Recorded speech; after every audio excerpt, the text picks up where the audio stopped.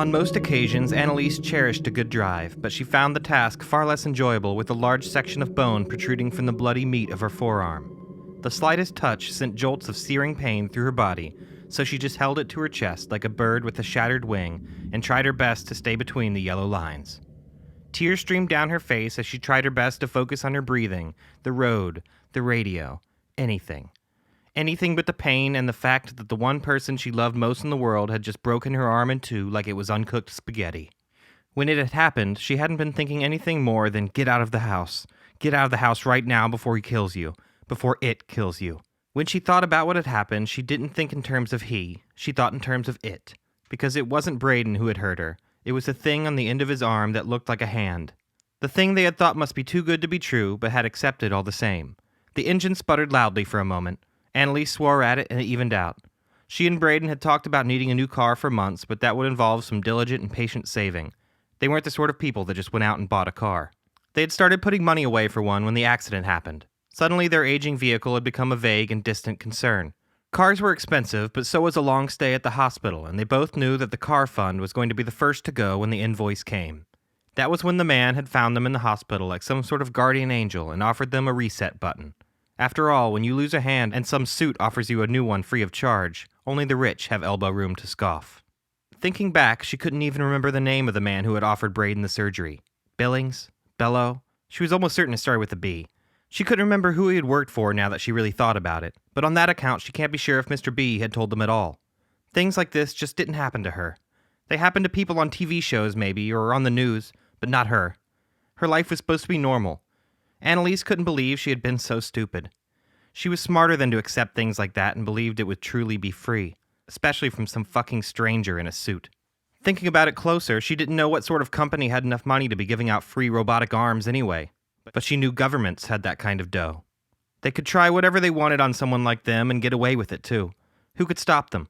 For some of the stories she had read, she was pretty sure they did it all the time. A blaring honk brought her back from her thoughts, realizing she had ignored a red light driving through a four-way intersection. She swerved last minute and pressed her foot down harder on the gas. Annalise maintained control of her car and saw a blue SUV spin to a stop in her rearview mirror, realizing she had come probably 3 feet from being crushed by it. The fear and adrenaline erased any thoughts of mysterious men in suits. She needed to focus on the road before she killed herself on the way to the hospital.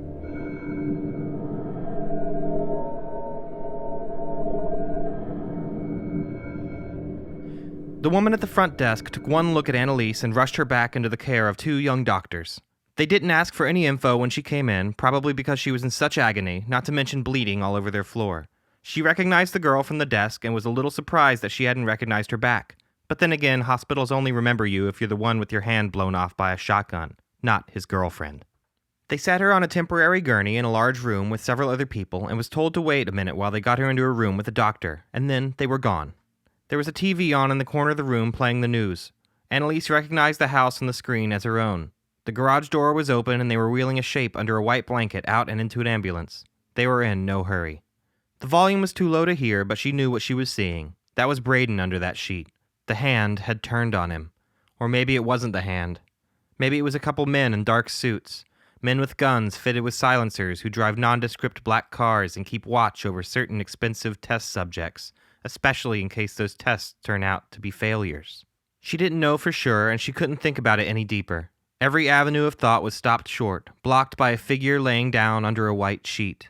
A figure that was once Braden, but now was just a shape under a sheet. A shape that could maybe be sleeping, if you really wanted to believe it, and she wished so badly she could. Weeping into her good hand, Annalise found she could appreciate the morbid irony that both her and Braden had been reduced down to one hand. Both birds with shattered wings. That was when the doctors found her and helped move her into another one of the rooms where they could set her arm. Had she been calmer, they may have asked for her information then, but she seemed worse than when she came in, so the priority was still the arm. They offered to put her under completely, but Annalise opted for the local anesthetic. Demanded was more like it. She hated being in the hospital again and was horrified by the idea of being unconscious in it for any amount of time. They set the bone, which involved a couple screws in a small metal bracket, and closed it up. The swelling was bad, so they had set her up with a temporary splint until it went down enough to allow for a proper cast. Finally, things had settled down enough for the doctors to ask Annalise for her information. She truly had not been withholding it before, she had just not been thinking about it. Things like that happen when you can see your own bones sticking out of your skin. Your name and insurance information, ma'am? The young doctor asked. She was about to answer when she saw two men walk through the swinging doors at the end of the hall. They both wore dark gray suits and identical tight haircuts, and they were looking around like they were searching for someone. Maybe they're brothers and their mom had a stroke, Annalise thought to herself, but didn't believe it. Ma'am, your name? The young doctor asked again impatiently. Rebecca Thorne. Annalise lied. She didn't know where that name had come from. Can I please just use the bathroom first? The young doctor sighed and offered to take her. It was my wrist that broke, not my legs. Can you just tell me where it is? The young doctor sighed again and pointed down the hallway to their left. Thanks. Be right back. That was her second lie. She went down the hall towards the bathroom and turned the corner. Then she took another turn and started making her way quickly towards the front lobby. Not too quickly, though. She didn't want to seem like she was running, which, of course, was exactly what she was doing. Only once did she see one of the men in dark gray suits. He was peeking into hospital rooms, one by one. She took another hallway, taking the long way around. She never saw the second man. Annalise walked out into the lobby and out of the front entrance with the kind of calm assuredness that just demands not to be noticed. She had her arm in a splint, but so what? Everyone in there had something going on, and some of them were a lot worse than an arm in a splint. Her car was where she had left it, and once she got in, she gave herself a few seconds to take some deep breaths and collect herself. Her hands were still shaking a little when she put the keys in the ignition. She turned them and the engine sputtered again, its pitch raising, then lowering again. She turned the keys back and begged the old car just to give her one last ride. One more for good time's sake. She turned the key again and the engine sputtered. The pitch raised, lowered, then raised again, and finally turned over. She smiled as she drove out of the parking lot and away from the hospital, thinking she'd always wanted to visit California, and now seemed as good a time as any. Things like this just don't happen to me, she thought again. However, it was becoming abundantly clear that apparently they do. So she smashed her phone and threw it out the window as she drove. Everyone knew they could track you from those things. Annalise drove down the road with thoughts of the Pacific in her head. She didn't think the car would make it all the way to the West Coast, but it could take her part of the way, maybe even halfway if she was lucky. As it turns out, the old car was about ready to finally go to the big scrapyard in the sky and only had about 30 miles left to go.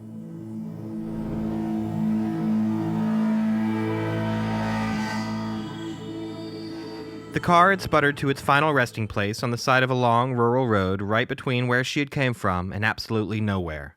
She sat there for a long moment staring into the darkening sky and thought neither one seemed too appealing, but out of the two she felt inclined to pick nowhere. She grabbed her wallet, a small flashlight from the glove box, and took a jacket from the back seat and started walking. One good thing about fleeing your home in a blind rush is that you pack light.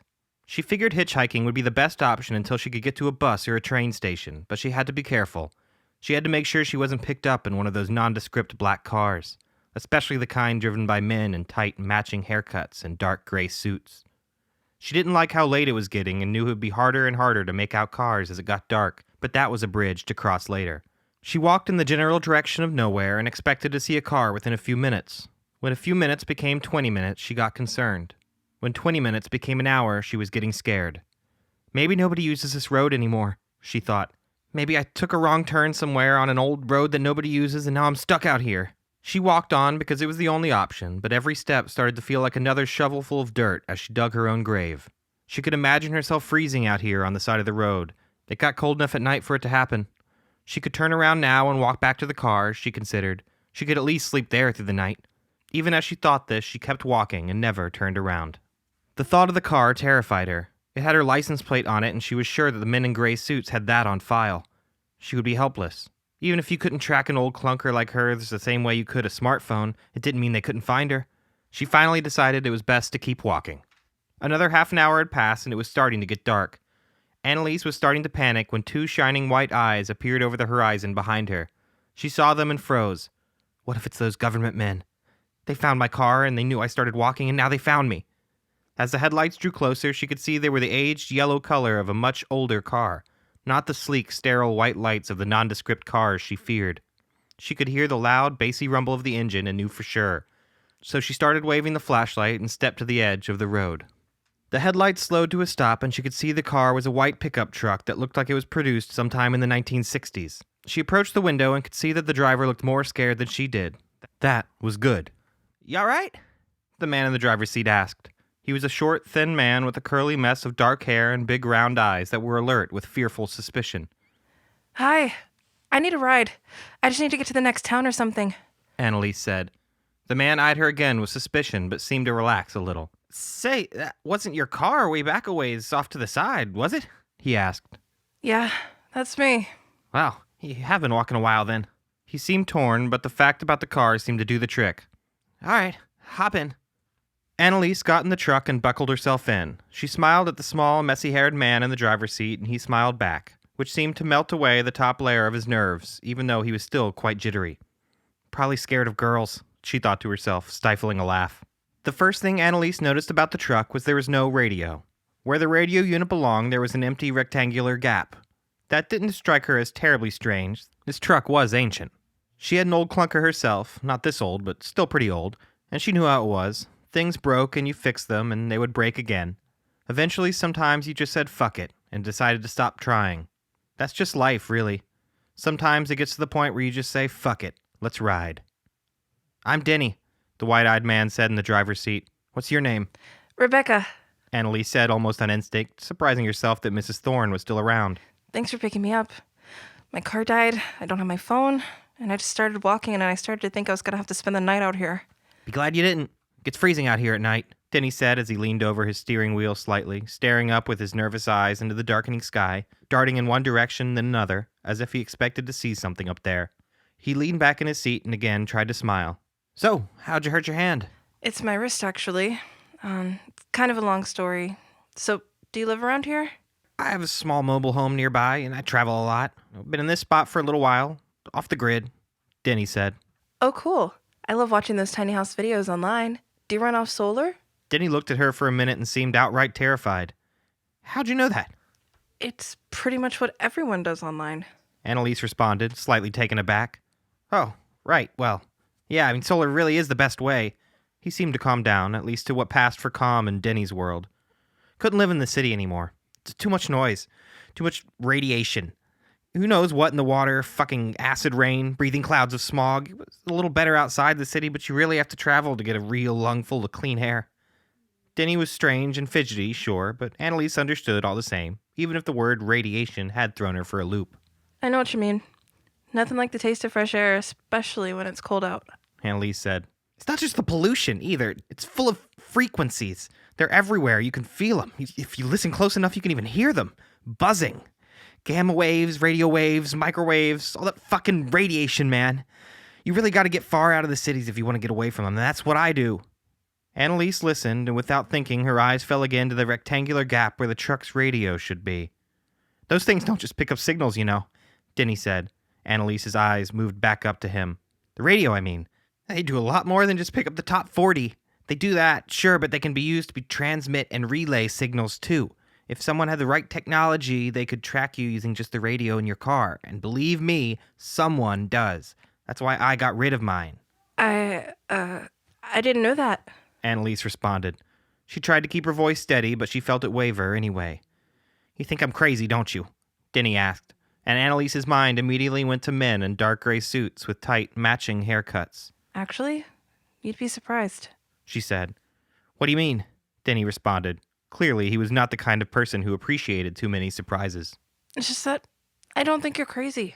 Annalise said, trying to sound reassuring.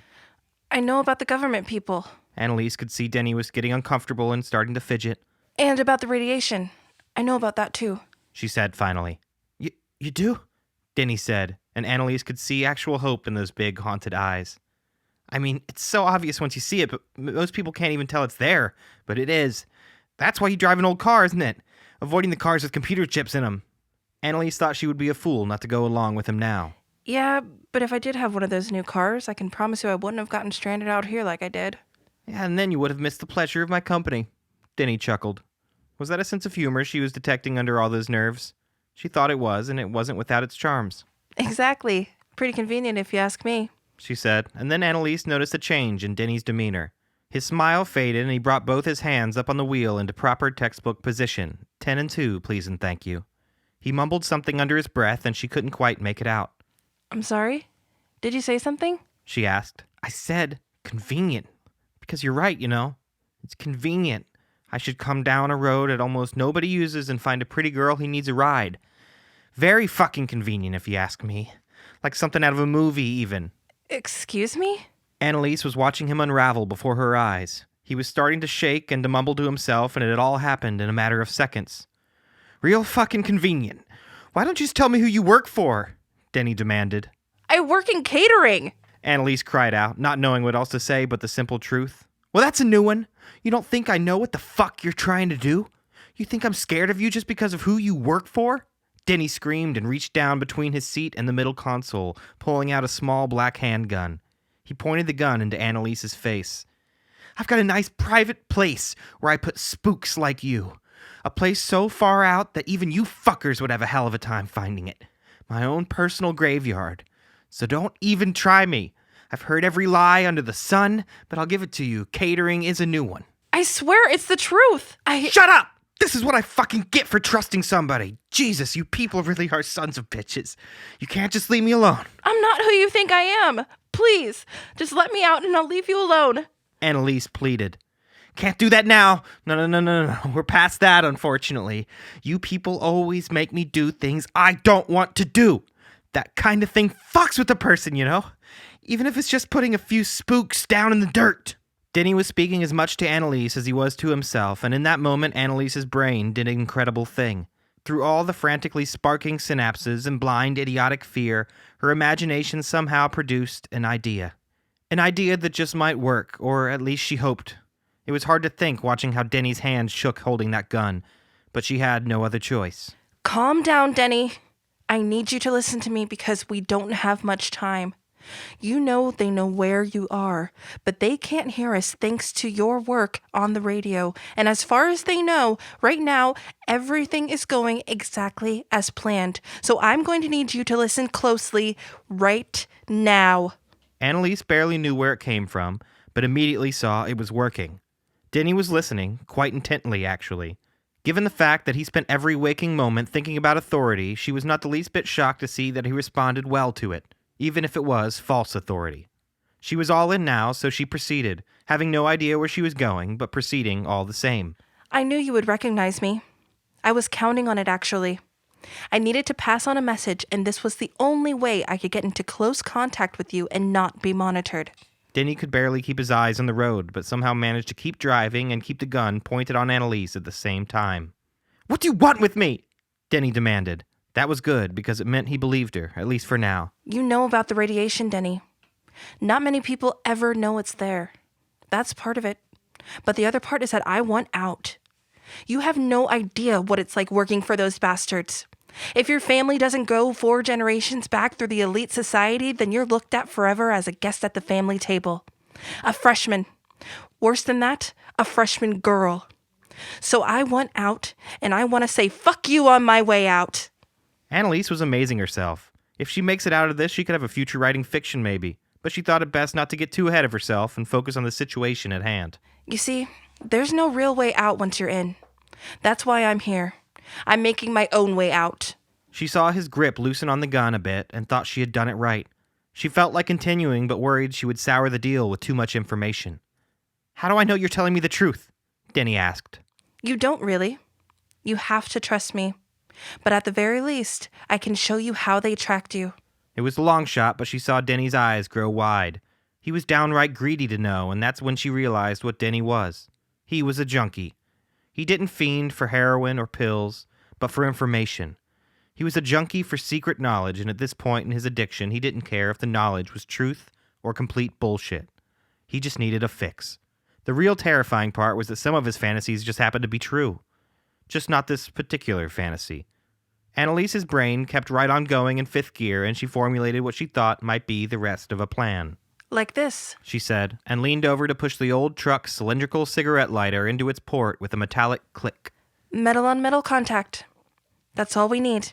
Denny stared in amazement at the cigarette lighter, only glancing back up to the road for a brief second here and there to make sure he didn't drive off the edge of a cliff or into a mountainside. I'll be goddamned, he said in an exhausted sigh. He had surveillance proofed his entire life and was betrayed by a fucking plastic cigarette lighter. Annalise almost felt sorry for him, especially because she was making the entire thing up. She just hoped he didn't take the cigarette lighter back out and toss it out the window. That was not part of her plan. He relaxed the gun, but didn't bring it all the way down. So what's your message? What's your way out that you so desperately need me for? Her mind went wild, searching for an answer. What was her message? She hadn't thought this far ahead. She knew the cigarette lighter didn't need much time to heat up now that she had pushed it in, but she still had to fill that time without setting Denny off or fucking it all up somehow. That is, assuming the cigarette lighter in this old truck even worked. She hoped with everything she had that it did. How would you like to use their own weapons against them? Annalise said, pulling some stupid line from some movie she had seen. Denny narrowed his eyes suspiciously. The fuck you talking about? He asked, grip tightening on the gun once more. We blow a containment grid. Oh God, she thought. That sounded bad. That sounded really bad. I hesitated to think of that stupid sounding bullshit, and I think he noticed. She looked up at him, hoping she didn't appear half as terrified as she was, and could immediately tell that, sure enough, Denny had noticed. He looked angry, and the gun was back up again. For a second there, I almost thought you were a real person. But you're not. You're just another fucking spook, and you almost made me forget that. You people always make me do it, Denny said, a tear streaming from one of his eyes as his grip tightened around the gun. Just then, there was a small metallic click as the cigarette lighter popped out, having reached full heat. The sound of that click caught Denny's attention. Only for a moment, he cast his eyes down to the dashboard. Annalise, who had kept her eyes fixed on Denny, was not going to let what would probably be her only chance go to waste. While Denny was distracted, she reached out and swatted at the gun. Denny saw her coming and moved to respond. He clenched down hard and pulled the trigger. The gunshot rang out in a deafening explosion, which, amplified by the enclosed truck, burned like a white heat in their ears. She didn't know if she was hit or not, too distracted by the ringing sound that currently had her head feeling like a church bell after being struck by a sledgehammer. She didn't think she was hit, but she also knew that the time for thinking would come later. And so, without wasting an instant, she reached out with her other hand and grasped the cigarette lighter. With one movement, she pulled the lighter from its cradle and plunged it into Denny's eye. The all-powerful ringing in her ears gave way to the sound of Denny's maddening screams. The cigarette lighter stuck out of Denny's bloody mess of an eye like one of the bolts she remembered coming out of Frankenstein's monster's neck. She could hear it sizzling inside his head, and she imagined it cooking the whites of his eyes like fried eggs. He flailed in his seat, screaming deranged sounds that were almost words. He dropped the gun and let go of the steering wheel, and Annalise knew there could possibly be only seconds before they crashed into a ditch or a telephone pole, so she decided to finish it while she still had the time. With one more movement, just as swift as the first, she threw out her hand, palm first, and hammered the protruding cigarette lighter the rest of the way into Denny's head. When she brought back her hand, she could see the white emblem of a smoking cigarette on the end of the lighter flush to his skull, and she thought of dolls she had as a girl with buttons for eyes. She could still hear it sizzling, and this time she imagined it burning the outermost edge of his brain matter. She thought she could smell it cooking, but that was probably just her imagination. Denny had stopped screaming and was wearing the dumb, vacant look of a dead man. Annalise was taking no chances and used the extra time before they crashed to do one more thing. She reached that skillful hand out one more time and produced one final click as she pressed the red button and unbuckled Denny's seatbelt. Nothing to do now, she thought, but sit back and wait for the impact. So she braced herself for the world-ending crash that never came. She had images in her head of them plowing into a massive rock and Denny's body being hurled through the window and landing in a bloody pile maybe 50 feet away, but it didn't happen. Instead of careening straight into a telephone post or off a rocky cliff as the truck would have surely done in any action film, it just drove off the road and slowed to a bumpy stop in the middle of a field. Dramatic impact or not, Annalise looked over to see that Denny was dead all the same. A trickle of smoke floated up from the corner of his bloody eye socket. Annalise unbuckled her own seatbelt, leaned over Denny's body and opened the driver's side door. With some effort, she pushed his body out of the car and listened with some satisfaction as it tumbled onto the ground outside. She shifted over to the driver's side and adjusted the seat. In the movies, this would also have been the time she would find the truck to be dead or out of gas, but it was still running and the fuel meter was 3/4 full. She backed the old truck out onto the road again, not surprised that it handled in a similar way to her old clunker. This truck, however, drove like it still had plenty more life left in her. Annalise thought about the men in matching suits who she had narrowly evaded back at the hospital and the man she was about to leave in a ditch by the side of the road. Two different sides of one very strange coin. And for the first time since her arm had been broken, she didn't feel scared. She was surprised when she realized that what she felt in that moment was powerful. And she smiled in spite of everything she had experienced. That night, she fueled up at the nearest gas station, which turned out to be 46 miles away, and filled her tank with the cash she had found stashed in the middle console. Good old paranoid Denny had left quite a little getaway cash ready to go, and now it was hers. She paid the attendant and on top of the gas bought herself a blue Gatorade, a large coffee, and a king-size candy bar, feeling that she had earned it. Shifting the old truck into high gear, she drove in the direction she hoped was west. She didn't know if the old thing would get her all the way to California or not, but knew it was at least a start, and a good head start is all we can really hope for in life. She had once thought that things like this didn't happen to people like her, but she was learning fast that things like this could happen to anyone. Fuck it, she thought to herself with a smile. Let's ride. As she pulled out onto the highway, behind her a set of nondescript red taillights illuminated and pulled out onto the road. Behind the wheel was a man in a dark gray suit whose tight, no-nonsense haircut matched perfectly the man sitting next to him in the passenger seat.